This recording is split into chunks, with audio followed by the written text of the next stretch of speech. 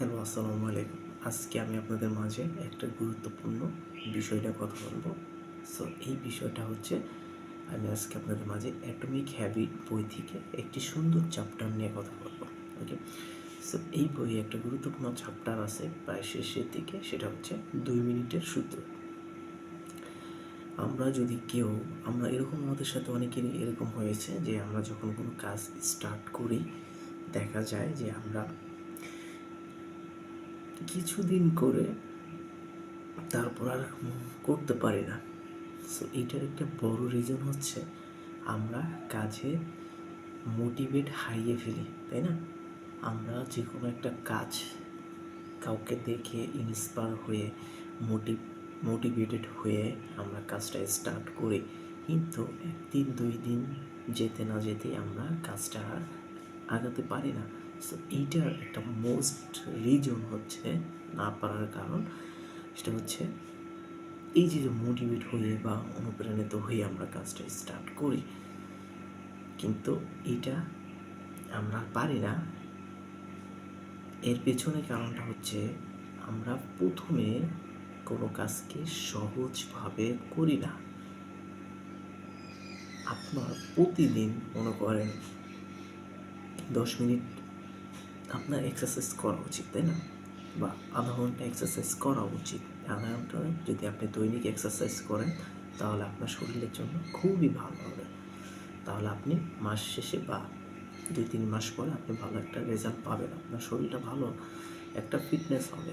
কিন্তু আপনি যদি প্রথমেই 10 মিনিট বা আধা ঘন্টা করে আপনি এখন পর্যন্ত কখনো স্টার্ট করেননি, কিন্তু আপনি আপনার জীবনে প্রথমে আপনি 10 মিনিট বা আধা ঘন্টা করে স্টার্ট করতেছেন যে কোনো একটা, ধরেন ব্যায়ামের বিষয়টা, ব্যায়াম করার জন্য।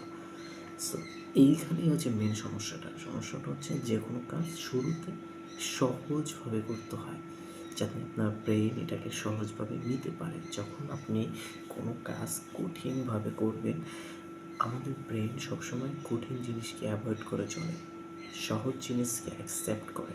আমরা যখন মোবাইল ইউজ করি, মোবাইল স্ক্রল করি, এটা খুবই সহজ, এই জন্য ব্রেন এটাকে ভালোবাসে। আমরা যদি এখন ব্যায়াম করবো আধা ঘন্টা বা 10 মিনিট, এটা শরীরের জন্য খুবই কঠিন, এটা মেন্টালি এটা আমাদের ব্রেন হার্ট মনে করে, আর হার্ট জিনিস সবসময় ব্রেন স্কিপ করে, ঠিক আছে?